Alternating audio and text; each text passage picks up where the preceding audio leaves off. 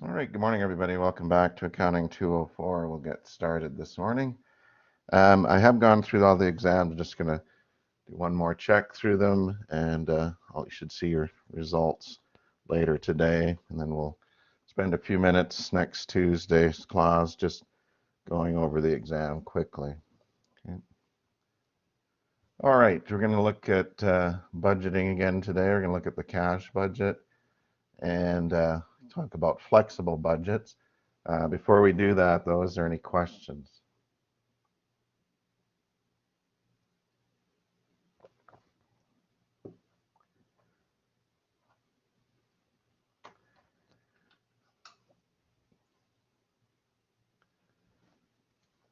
All right, don't see any yet. So let's get started then. I just want to bring your attention to problem 9-11. So if you want a good practice problem, 9-11 is a good one to work on. It takes some time to do it, but you have the solution. Okay, and that's on page 364. And so I think we're just on to 365. We're going to look at problem 9-12, and we're doing the cash budget here. Okay, so again, I think this is a good problem for that. And then we'll look at flexible budgets and start on a problem there. We'll likely start chapter 10 as well. We'll see how the time goes. I'll give you a minute to look at 9-12, and then we'll start laying it out.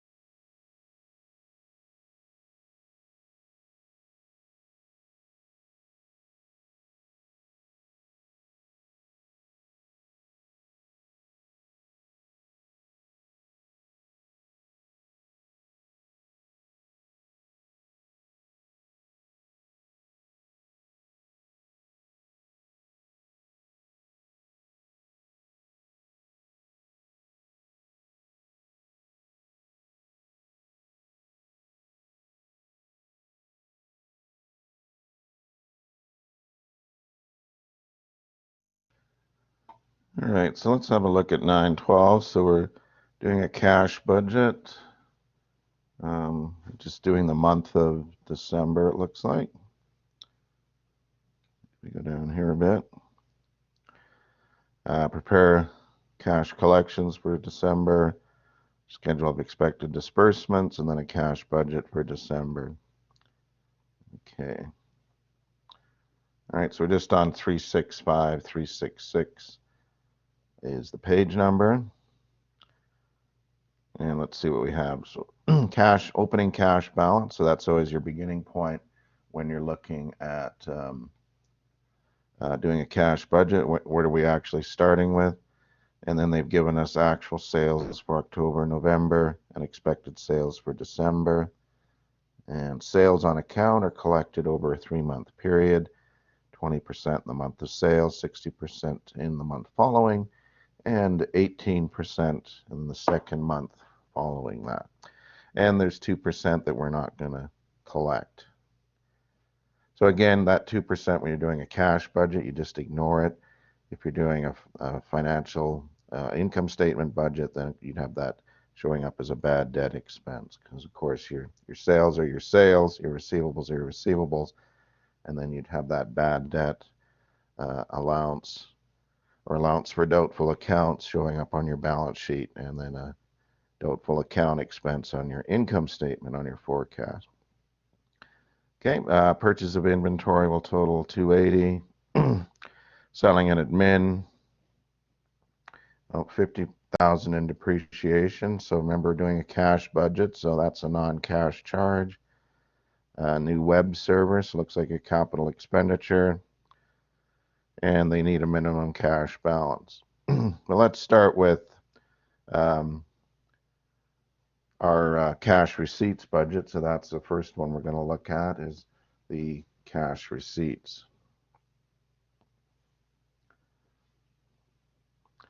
Okay. And note we have cash sales here. So cash sales, of course, you're going to collect those right away when you make the sale. And the percentages on collection only apply to sales on account, of course. All right, so let's have a look at this.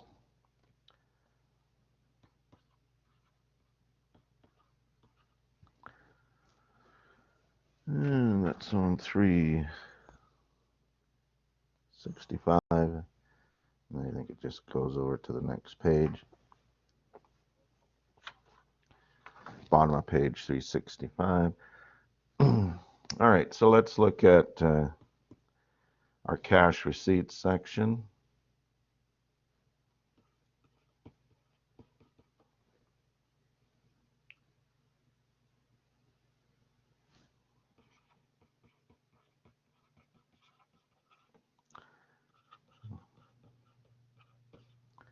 And it looks like really the only thing we're doing is on sales. I mean, if we had sales of fixed assets or other things like that, we'd want to consider those as well. All right, so we're only doing December. But of course, we need the prior months to know what we're collecting in December. Okay, so let's start with our cash sales. So we have 83,000.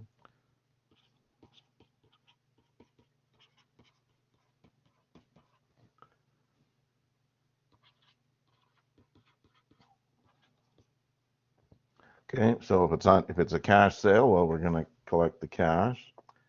And then next, let's look at our collections on account. So we've got October, November, December. All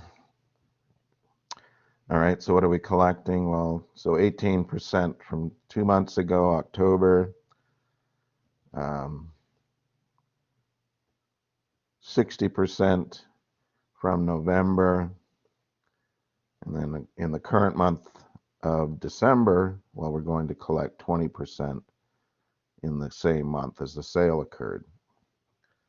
All right, so let's start with October. So 400,000 on account.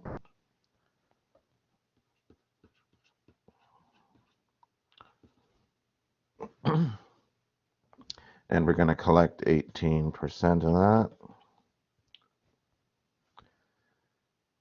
Okay. November, on account, we had 525,000.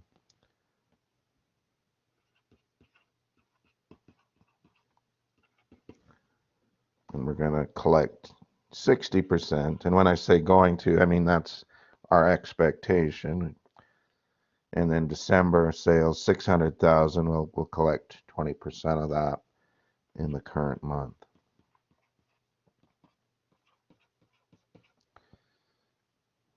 All right, so I multiply these dollar amounts by the percentage, and then I arrive at my expected collections. I get 72, 315, 120.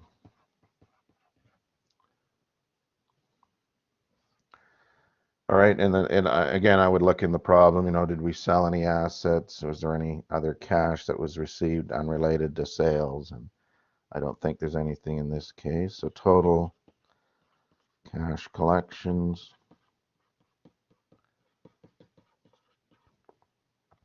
Okay, we add these up and we get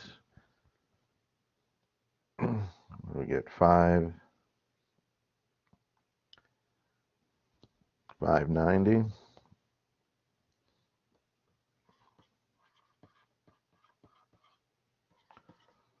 Okay. All right, so we've got the receipts done. Next is disbursements.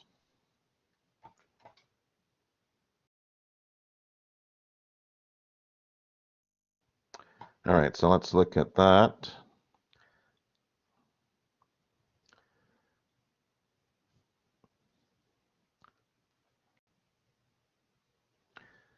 And the primary one is usually payments to supplier or wages. I don't think we have any information on that, but purchases of inventory, 200,000 for December. 30% of the month's inventory are paid for in the current month. Accounts payable remaining from November. Inventory purchases 161, all of which will be paid in December.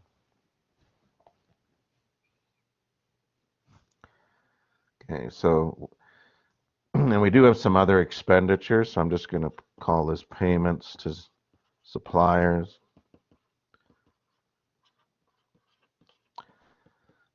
Because we do have some other money going out that we'll need to talk about as well.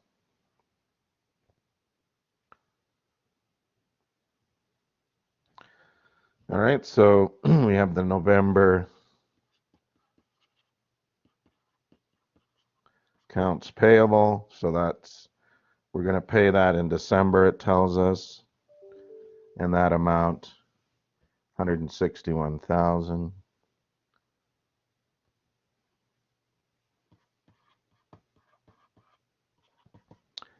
And then we're going to have December purchases.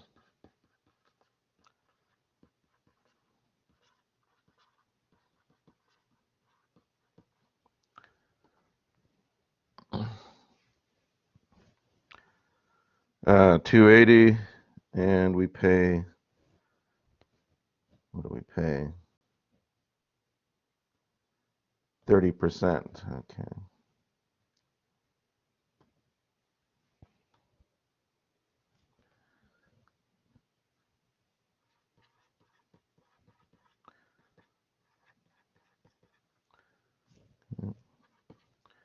And so that's 84,000.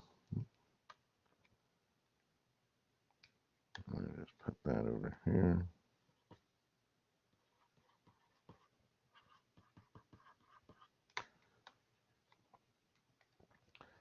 And so total payments to suppliers in December.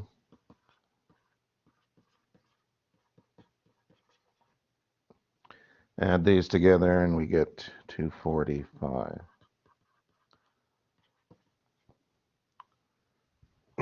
All right, so we got two pretty big pieces of our cash budget, so now we can start working on that next.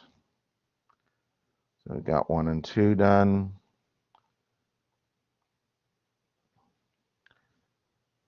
Now we can do 3, we can prepare our cash budget. So we have additional information in D, E, and F here that we'll need to look at. Let's start our budget now.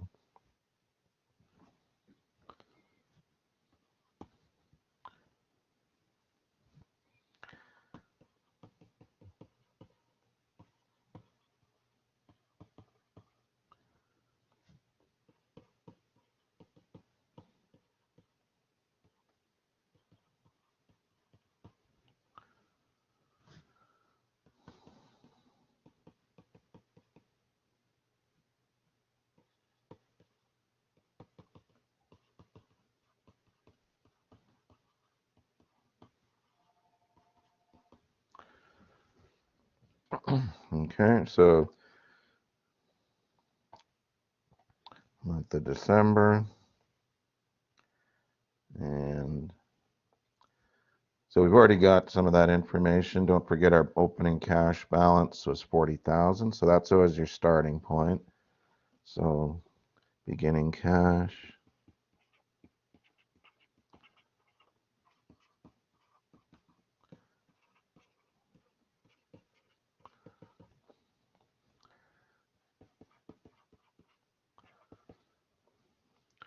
And then we're going to add our collections from customers.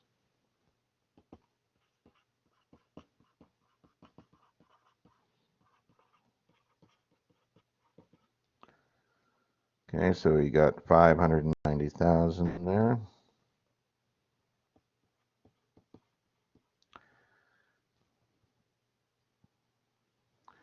And so this is going to give us our total cash available.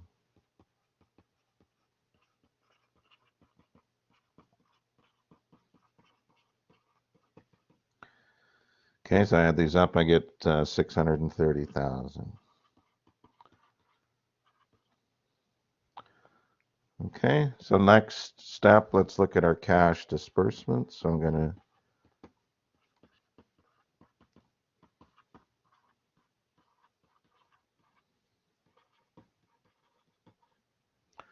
so all the cash going out. Well, the biggest one, typically things like payments to suppliers, wages.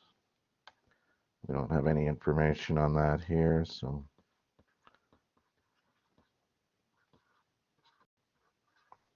maybe it's included in the G&A expenses.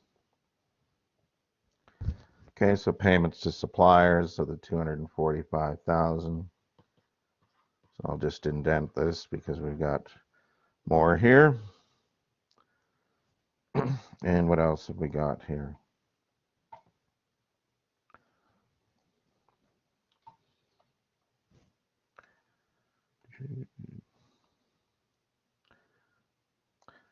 Selling and admin expenses are budgeted at 430,000. Of this amount, 50,000 is for depreciation. So we're doing a cash budget, so ignore non-cash charges, right? So 430 less the 50.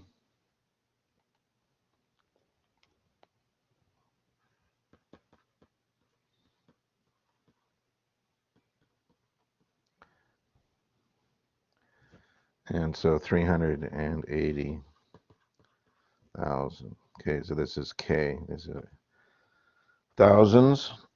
And so assuming the wages, any wages or anything would all be included in that number, the 380,000. All right, what else do we have? A new web server for the marketing department costs 76,000, will be purchased for cash in December, and dividends totaling 9,000 will be paid during the month. All right, so we have capital expenditure.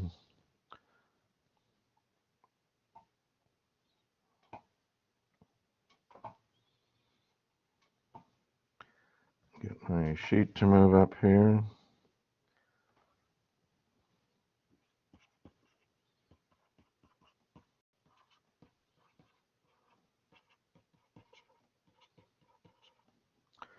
And then we have some dividends we're paying.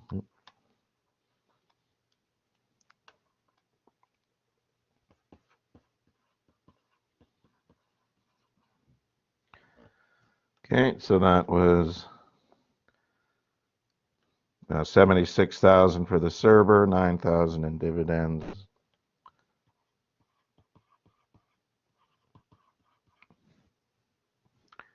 And I think that's all of our cash disbursements, looks like. So we have total cash disbursements.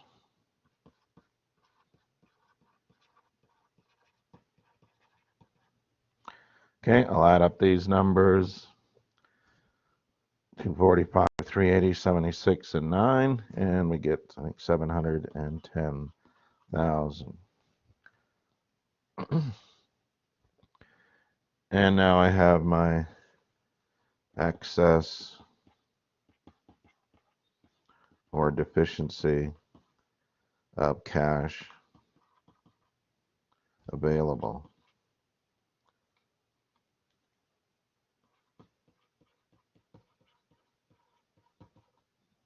Okay, so the 630, 710, and we can see what we got. We expect to have a negative cash balance, right?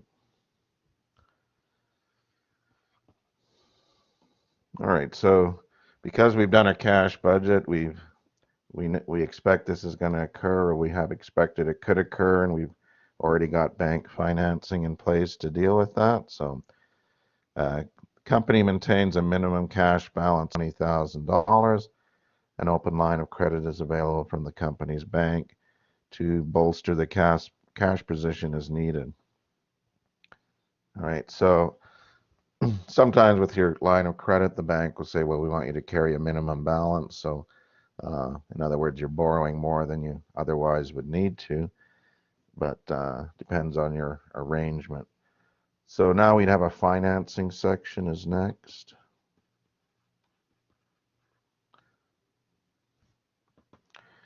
And so we'd have borrowings.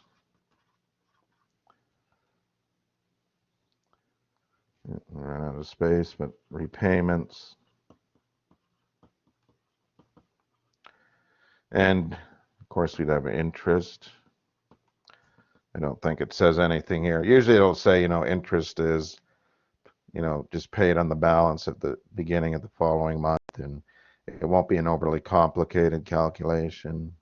I mean, at least in the textbook world. But the idea is that you wouldn't have to, try and figure out. It would just assume that they had that balance the whole month and interest rate was 5%. Well, you'd have, um, and then you'd prorate it, of course, and the interest rate's always annually, so you'd take a twelfth of that if you're doing the month. But I don't think it says anything here, so I don't think we have to worry about it on this problem. But just keep in mind that, of course, you would be paying interest, and that would be a cash outlay as well.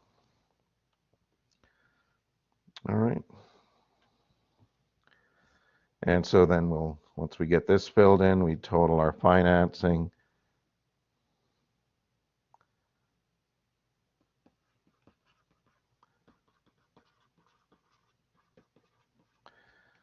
And then we'd have our ending.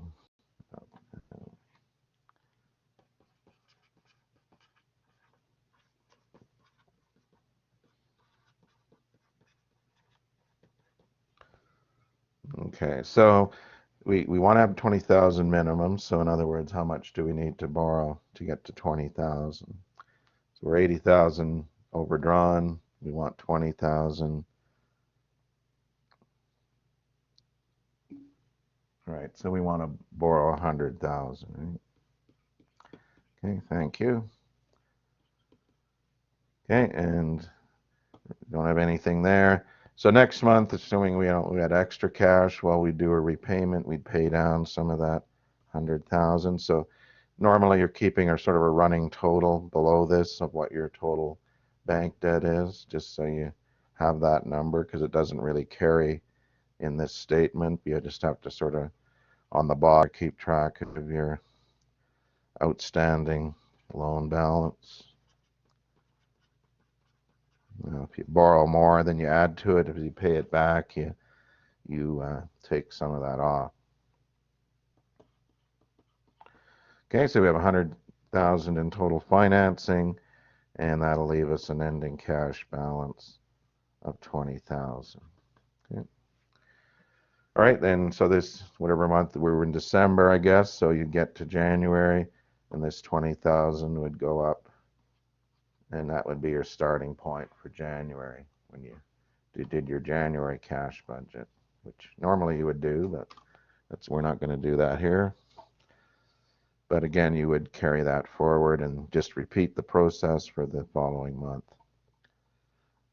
All right, so any questions on the cash budget? So I think of any of them, I mean, not saying the other ones you're not going to use, but I think you're likely going to use a cash budget. You're probably going to do a department budget at some point, or a divisional budget, or maybe you'll be doing the whole budget. You never know. So depending what area you go into, if you stay in accounting, you'll probably get to do plenty of budgets.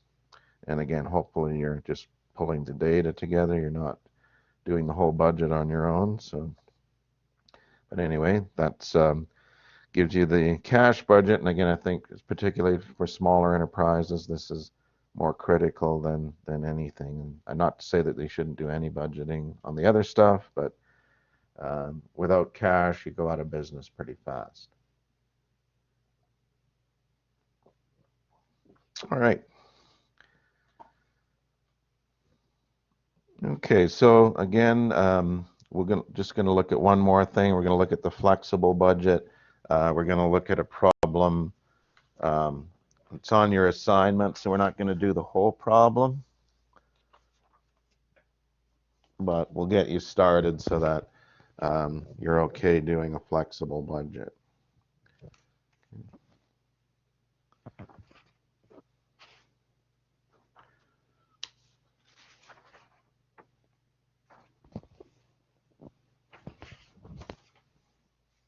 All right. And the idea with a flexible budget is, as the name implies, is it's flexible. So we'll just look at some of the slides here and quickly look at an example.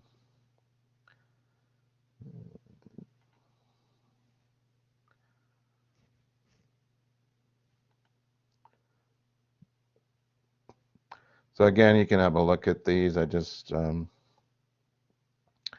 is basically things that we've talked about.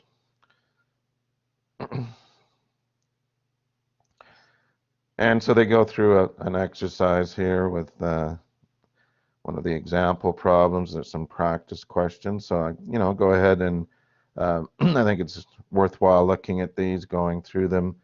Um, Budgeting on its own isn't complicated, but keeping track of where everything is and where tends to be the biggest challenge. So we looked at a few of these: materials budget, production budget.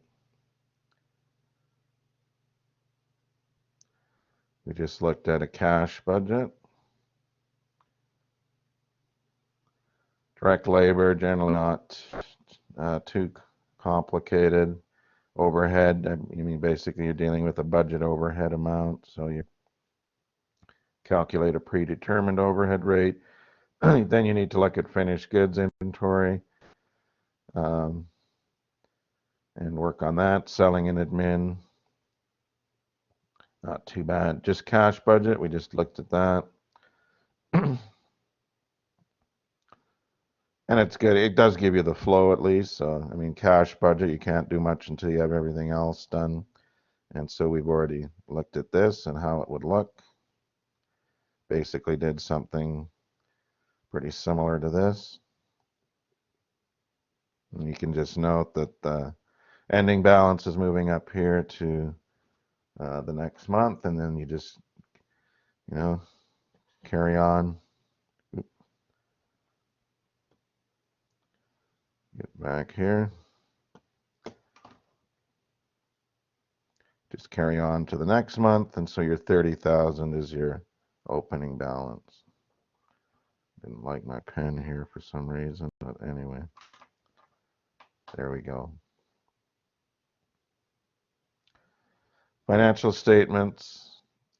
So again, like I say, I would go through the example just to see how it gets pulled together. I mean, you're not on an exam, you're not going to be doing a full-blown budget. You might, be doing a mini cash budget or cash collections. You might be doing a purchase budget, but certainly not anything all-encompassing. We normally have a project where we do a full-blown budget, a group project, but given where we're at this year, we just find that it's a little tougher to do that because there's a fair amount of coordination. I mean, we could do it in teams on virtually, but I just find it's a little bit more difficult. But I would certainly go through the budgets, understand the process. I mean, I think it'll benefit you, and I think it's something that you're going to need to do at some point. Okay, so just talking about budgets. Well, what's a static budget? And in Chapter 10, we're going to see a lot of this. So it's not that we're not going to see it again. So the static budget is basically, and I describe it basically, that budget you develop at the beginning of the year. So assuming you're not doing a rolling budget, you just, okay, this is our plan for 2022. This is what we expect to happen. And that becomes a static budget in the sense that we set a budget level of activity and we develop a budget based on that. The problem with that, of course, is that things change, and we want some flexibility in our budgeting. So, we want to isolate, well, we thought we were going to sell 10,000 units a month. There's 10,000 units in January next year, and we only sold 9,000, or we sold 12,000. And it doesn't make a lot of sense to compare a budget that has different volumes with together. I mean, it's like apples and oranges. You know, you're comparing this based on 10,000 units sold originally in your original budget with a actual results. You sold 12,000 units, and yeah, everything looks great. But to get a more meaningful comparison, we want to use a flexible budget. And so we're going to take into account this change in activity and adjust our budget accordingly. So that's where having everything set up in a spreadsheet is quite useful, because you can make these changes relatively quickly. And we'll just look at this example here just so we're clear on what a static budget is. So again, I think of this as the one carved in stone at the beginning of the year. You know, we're looking 6 months out, we do a static budget. This is what we thought was going to happen. Looks like they're just doing an I shouldn't say just, but they're doing an operating department. But the same idea applies to sales. I mean, if you thought we were going to sell 10,000 units, here they're saying, well, we expected 10,000 machine hours. We ended up only doing 8. And of course, you'd expect all the variable costs to be favorable, right? I mean, we only did 80% of what we thought. Of course, fixed shouldn't change drastically. You have a slight difference here. Guess insurance went up. And then you have your variance over here. So U unfavorable. Of course, F would be favorable. And of course, if it's 0, well, it's neither U or F. I guess it's just you were right on. And of course, depreciation, you shouldn't have any trouble forecasting that, hopefully. All right, so that's your flexible budget, and now it explains what F is. So always got to be careful when you talk about F and U and how you say that. So favorable, unfavorable, right?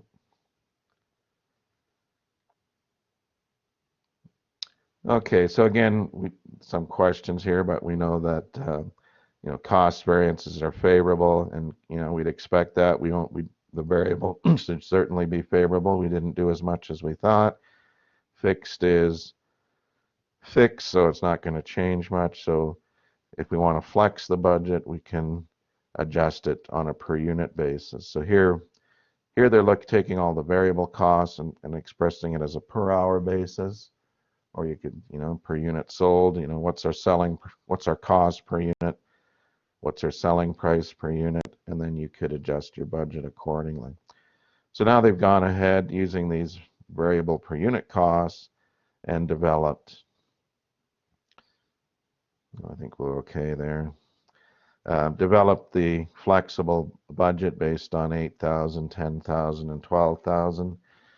And again, in the textbook environment, I mean, you're going to do sort of 3 options. If you have this in a spreadsheet, well, as many as you want to do, you can do pretty quickly, right? And so the idea is you're going to compare your actual results to the flexible budget. I mean, you can compare it to the static just to see, you know, how far you were off on your original plan.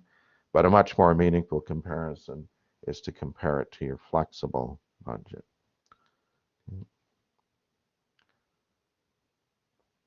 And I think that's basically what happens here. So as we fill in the flexible budget, compare it to actual results, and now we see we're unfavorable on 2 of these items, favorable on this power.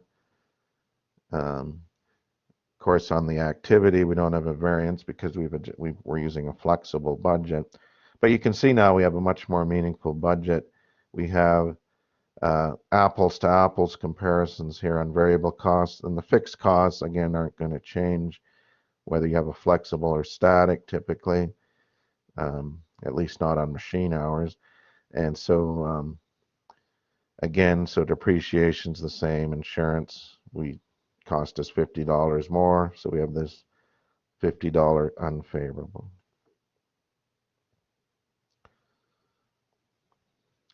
And then just to finish it off here and compare it to the, we'll do this in chapter 10. We'll start looking at overhead variance analysis. So I don't want to spoil the fun quite yet. But that's the idea then of a flexible budget. And like I say, we'll start a problem here that we're going to look at. Budgeting for not-for-profit. So again, there you should be doing budgets in every environment, governments, uh, volunteer organizations, community organizations. Um, Everybody is doing a budget. Not-for-profit simply means that they're not there to generate income. They're there to provide some service or benefit to the community. But at the same time, while they need to allocate those resources as effectively as they can, they need to know how much is coming in terms of grants or donations, and then be able, of course, to deal or provide the service that they're mandated to provide. Okay. All right, so the appendix, we're not going to talk about inventory decisions, so but we are going to look at another problem here. And I'm just going to go back to the exercises here. And we're going to look at problem 9-8. Or at least start on it, just get it started. So I guess we're on, looks like page 363.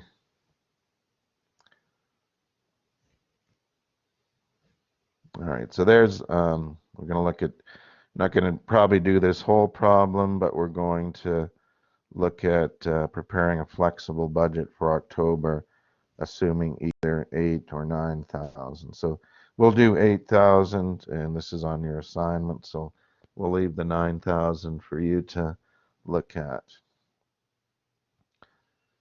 Okay, so what have we got here? Auto Lavage is a Canadian company, owns and operates automatic car washes near Quebec. I don't know what that means, but anyway. The following table provides data concerning the company's costs. Okay, so we have fixed costs per month in this column, and then we have a variable cost per car wash in this column. Company expects to charge on average $5.90 per car washed. So, okay, so we're going to do a full flexible budget. So we're going to do sales, and then we have all our variable costs.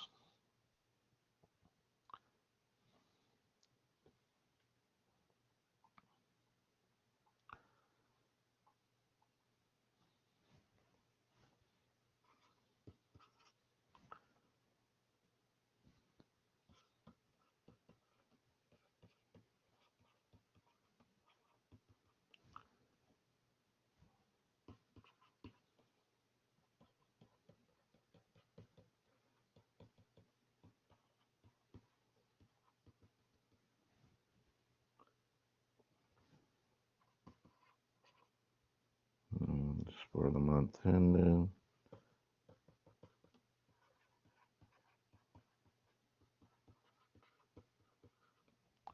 I think it was October. Yeah, if it says.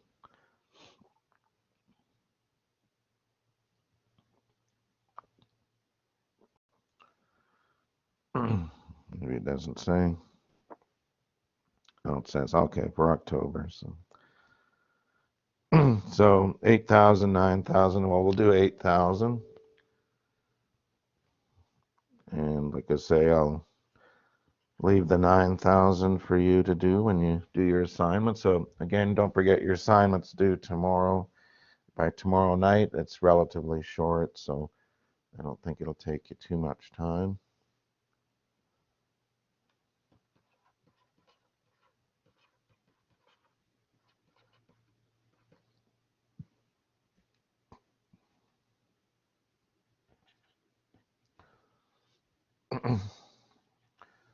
I'll just put this up here.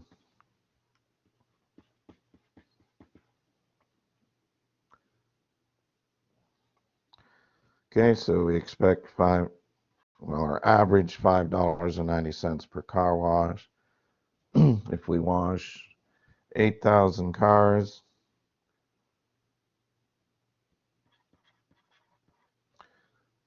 our flexible budget, we'd have 47,200 in revenue, right?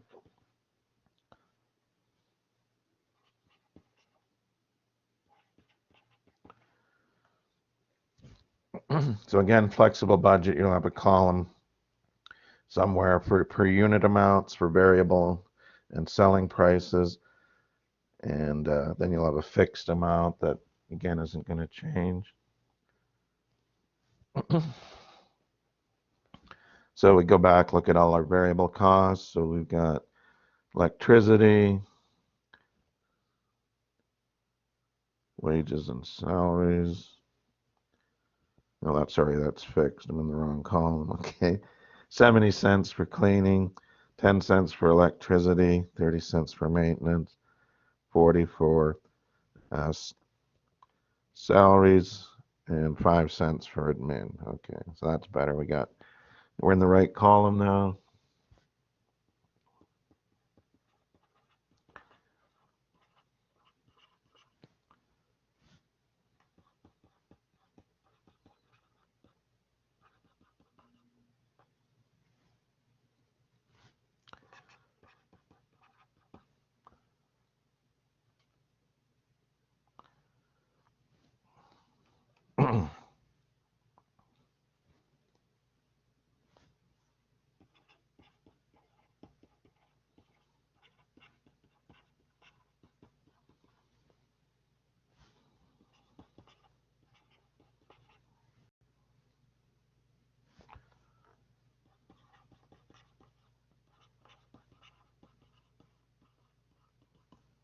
All right, so just going to that table, I've got my 70 cents, 10 cents, 30 cents,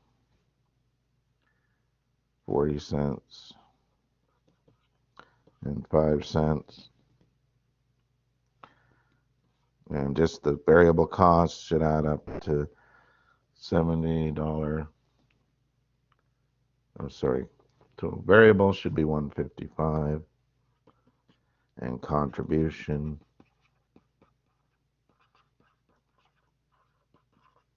590 minus the 155, and so forth, 35.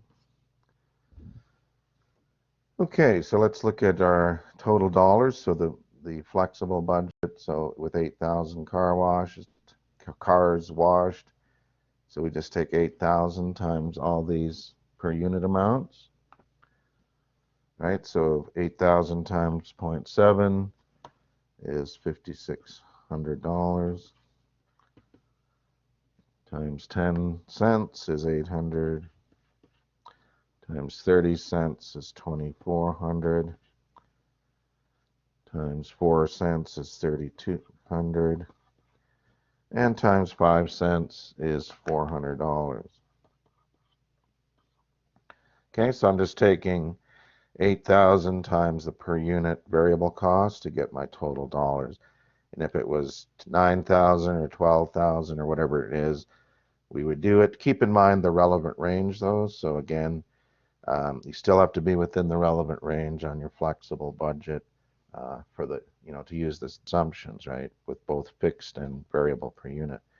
So the assumption is that we're going to stay in that relevant range of activity. All right, so if I add up the total here, I get 12,400. And my contribution margin, 47,200 minus 12,400, should get 34,800. All right, so there's my contribution margin at 8,000 car washes. Okay, and again per unit, so I have a 435 contribution per unit. So if I take the 435 times 8,000, I should get 34,800. So, okay. All right, everybody okay there? And so now when you do 9,000, you're just going to have another column with 9,000 car washes. You're going to go through the exact same methodology, and you'll have your flexible budget for 8,000 and 9,000. Okay, well, let's look at the fixed expenses. So again, on the flexible budget, well, these shouldn't change. So, I mean, you obviously won't see a change here. We're only doing one level, but when you do 9,000 versus 8, well, the fixed should be the same. So we have our electricity, fixed portion, I guess, wages and salaries, fixed depreciation, rent, and admin expenses that are fixed. Okay, so list all of our fixed costs.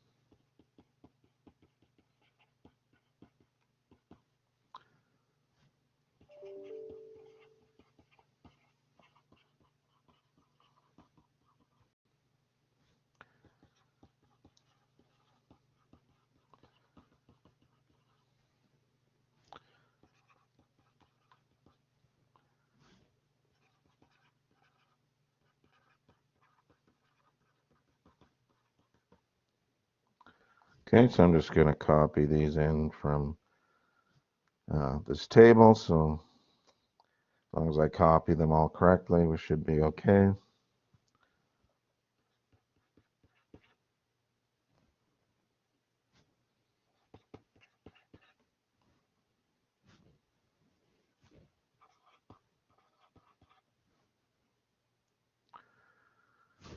It's at 2100 and 1800. 2100, 1800, and I have a total fixed here.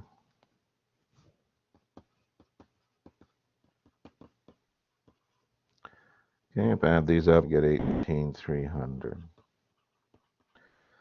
Okay, and the good news then as well, when you do it for 9,000, so you have another column over here for 9,000 car washes. You do the exact same thing, and all of these fixed numbers then are going to be identical to what you have for 9,000 because they're fixed. Okay, so our budgeted operating income.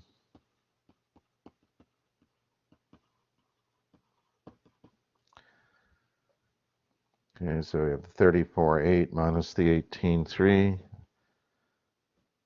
our contribution minus our fixed, and we have operating income then of 16,500.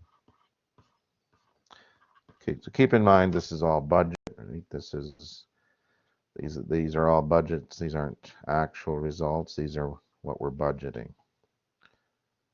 All right, so that's your flexible budget. So again, your static budget may simply be, well, we thought we're going to do a static budget based on 9,000 car washes in the month, and then we're going to have a flexible budget of 8 and 10,000, and it can be any number you want it to be. Just how many times do you want to do it? The calculations, and if you're using a spreadsheet, well, it's not. Once you get the formula set up, it's not a big issue to do that. Okay, so that's flexible budgets, and like I say, we're going to dive into these a lot more in Chapter 10 when we get into standard costs. And I guess we'll probably get into at least starting Chapter 10 today, so we'll make a bit of a dent into that in the next few minutes. So is there any questions on the budgeting, the cash budget, the flexible static budget? And again, I would really recommend you go through the example slides, follow that whole process through, make sure it makes sense to you. And also that if you really want some extra practice, look at the problem 9-11, and that just gives you a lot of good practice with that. And you have your solutions there if you want to try out that problem. As I said on the exam, it's there just isn't time to do a budget. It just takes a long time to do it, so you might get bits and pieces and some general questions on a budget, but certainly you're not going to have time to do a whole budget. But I think it's something you want to be a little bit familiar with because it's something that it's going to come in handy, I'm sure, at some point in your career. All right, so I don't see any questions. Everyone's okay on budgeting. So get your assignment done today, or I guess tomorrow if you want. It's relatively short. I don't think it'll take you too much time. And then you'll be ready to start thinking about chapter 10. And chapter 10's a longer chapter. It'll take a bit to get through that, so you want to be ready to go through that. I would go on the weekend if you get a chance, go through chapter 10, at least the first part of the chapter, the first half of the chapter, and then, like I say, you'll be ready to start at least looking at some of the things we're going to look at in chapter 10. Okay, so we just did budgets. Now we're going to look at sort of a drill down to the detail level, a standard costing system. So everything we've been doing up to now, we've been talking about actual costs, and I mean, we've been budgeting overhead rates. We just looked at budgets in general. Standard costs, though, are drilling down to the detailed per unit level, so to speak. Okay, so we're going to look at standard costs. Just briefly talk about a balanced scorecard. You'll find out more about that in managerial accounting if you pursue that. But we'll at least talk about what it is. All right, so you can see in chapter 10, there's a lot here. And just take it in bite-sized chunks. That's all you can do. I think once we get through chapter 10, I think things are gets a little easier for chapters 11 and 12. So the good news is once you're through 10, then things are going to get relatively easier, I think, and not the volume of material. Okay. So the first things we're going to look at is material and labor variances. And then the second part of this chapter discusses manufacturing overhead. Oops. Didn't quite mean to do that. Discusses the manufacturing overhead. So I'll just turn this off.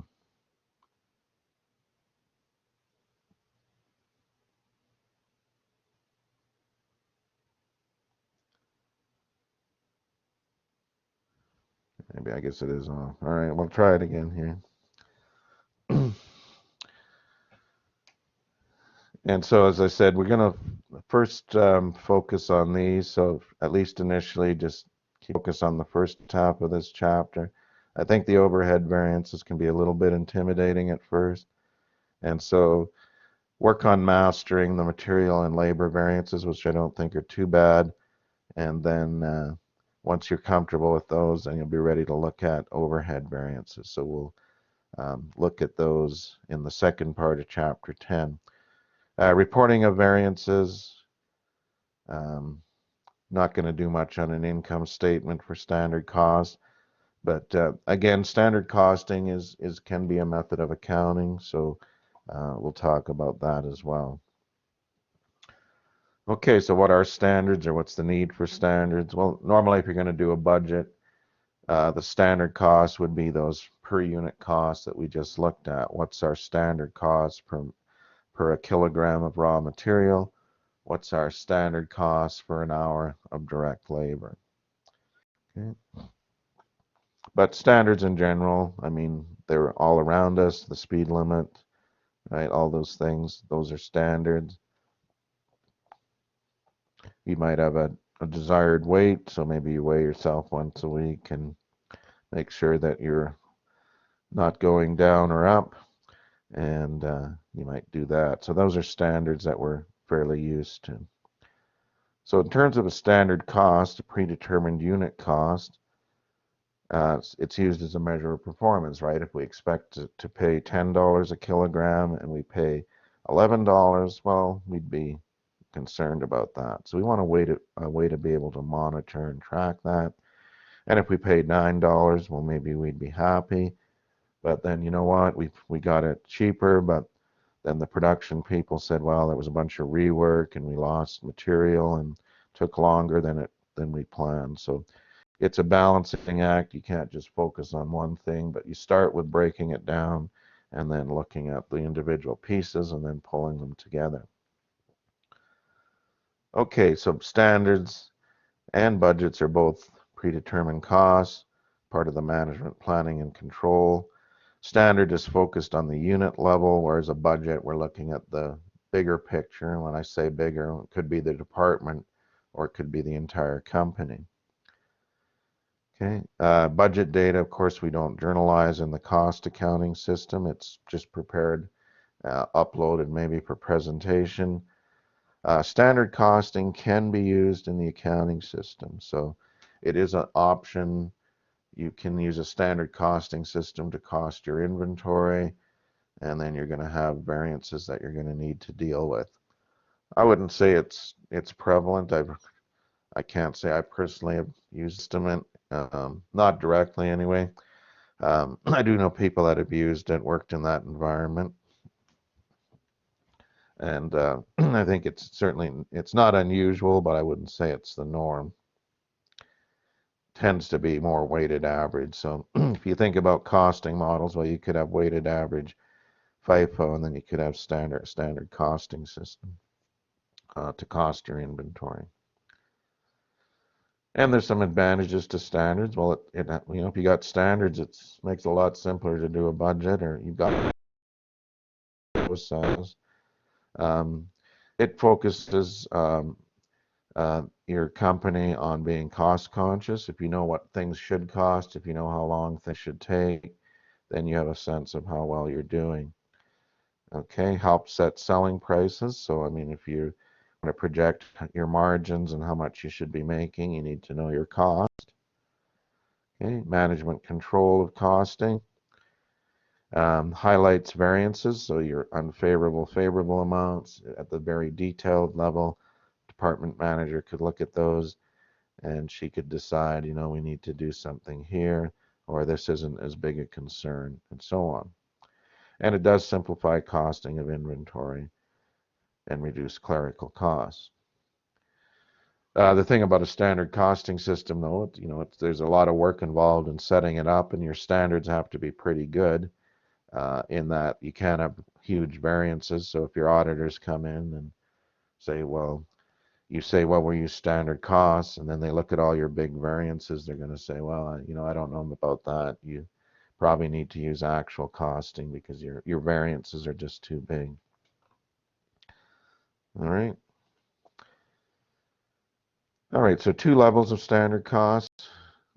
Ideal standards, which I don't think are, maybe if you want to see what the stretch is, you can look at those. But I think in most cases, we're talking about a normal standard. So, equipment breaks down, people need to stop and have a break, have to stop and eat, things like that. So we're talking about normal standards. We're not talking about building in slack, but we're talking about if things run at efficient levels, this is what we expect to happen, as opposed to, full bore, max out continually. Well, that might work in the short term, but equipment breaks down, people get tired, and so on. Okay, so don't get too concerned about these formulas. I think they become relatively, I shouldn't say intuitive, but they're not as intimidating as they first appear.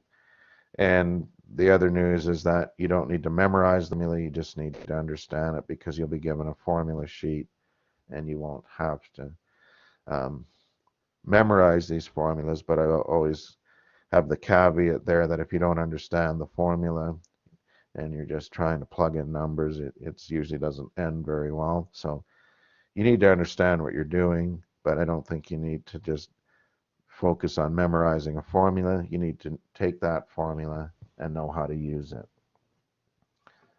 All right.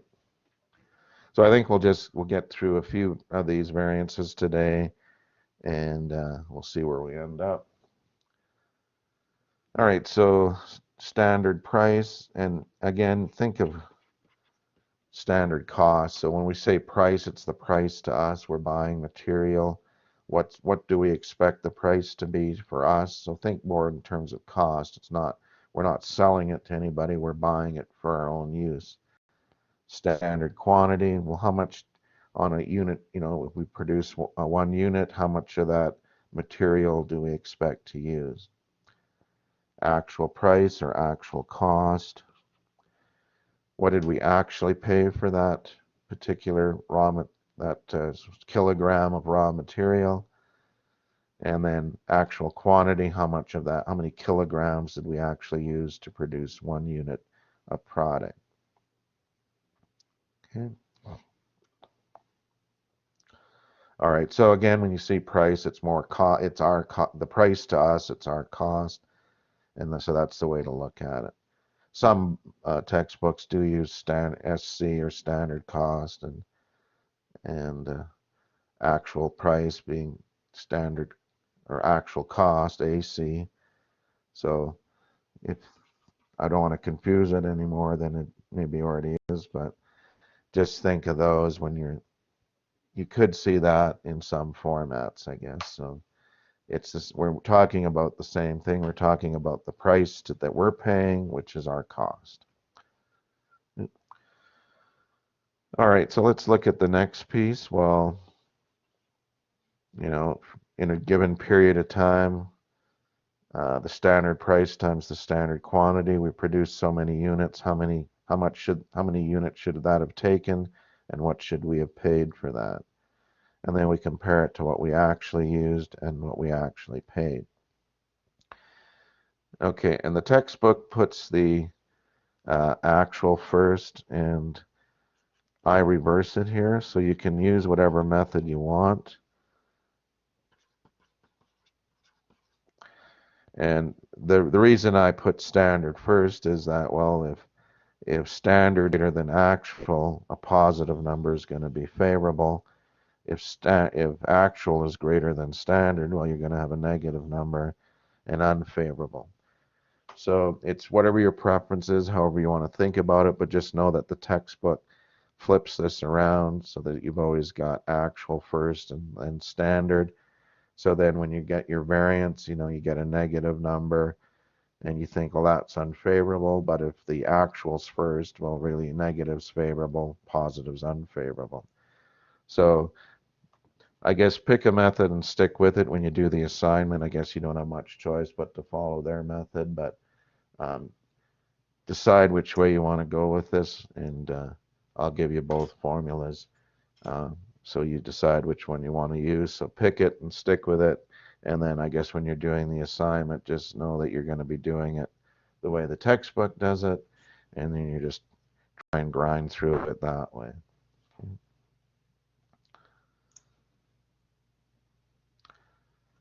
All right, so we can simplify this a bit. So this is our total material variance. And so that's useful, right? So, to know in total what's happening is useful on our raw materials. But this particular variance has everything combined. So there's the quantity and the price is reflected in the total variance. Here we have a way to look at, okay, well, how much of that variance is related to price and how much of that's related to the quantity used? Okay, so we're just taking this formula, rearranging it to isolate the price variance and the quantity variance.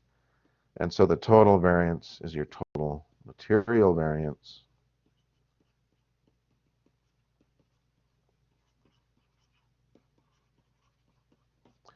But really we want to know, well, how much is related to price? I mean, once we know the total, we want to know, okay, well, if we break that down, what's price related? What's quantity related? Okay, so I guess the formula you want to focus on then are these two, right? So this is your price variance. This is your quantity variance. And so you'll note for the price variance, well, you're interested in actual quantity, standard price minus actual price. Okay? When you're looking at a quantity variance, you want to use the standard price, and then you're using standard quantity minus actual quantity. So just note that for price variance, you're using actual quantity.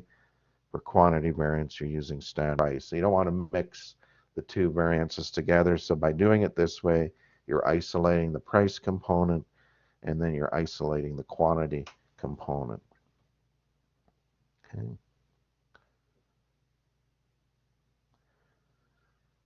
All right, so some reasons for material variances may be caused by a variety of factors, including, internal and external. So internal, you could have production or equipment problems. You could be wasting material. There could be some issue there. You could have acquired product that was maybe not your usual quality, and so that creates issues there. So how do you investigate this? Well, the price variance, first thing is take the total variance and break it into price and quantity. So if you have a price variance, well, you probably want to talk to the purchasing department and find out what the issue is, and they may have a good explanation for that, right? And so you can find out from them. And even if the price is lower significantly, you probably want to talk to them and find out why, because if all of a sudden the prices are dropping, you need to look at your standards, right? Otherwise, you'll end up, I mean, it's favorable standards are good, but if you get big favorable standards, then you don't have a very good standard cost system. Okay. All right, so let's look at the labor variances next. So material, we're looking at material, labor now, we're looking at labor, our workforce, and it's generally exact same methodology, except we're talking about rate of pay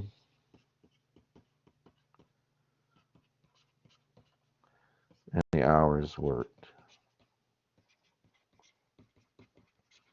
Okay.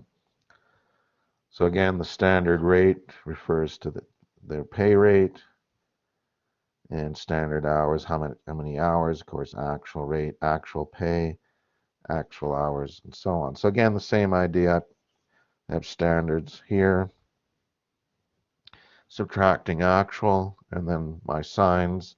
If I have a negative, it's unfavorable. A positive is favorable. Again, the book flips those around and makes it a little more difficult. So the price variance for labor is referred to as the rate variance. So it's the exact same approach to it. You're taking the actual hours worked, standard rate minus actual rate, because you're only interested in price, so you're not interested in the hour piece of it. So use actual hours here. Then when we're looking at hours, we often talk about efficiency variance for labor and rate variance for labor. Okay, so those are really the only differences. The formulas themselves, other than the notation, is pretty much identical to that. Okay. And so here's your other key formula. So your efficiency variance for labor, we call it efficiency instead of a quantity.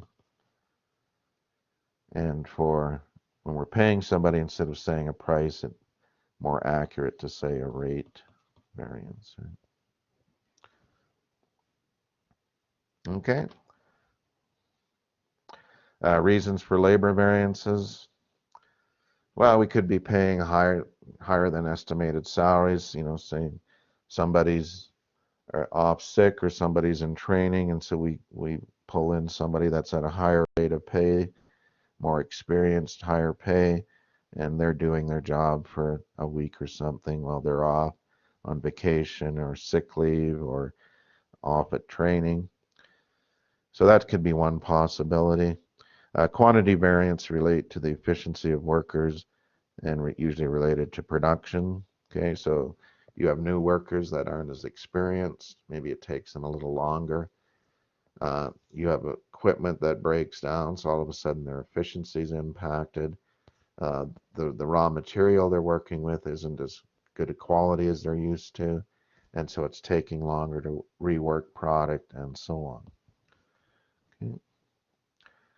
All right, well, I think we bit off enough for today. So finish up your budget assignment, look at that, chapter 9, go through that example. At least go through the first part of chapter 10 on the material and labor variances.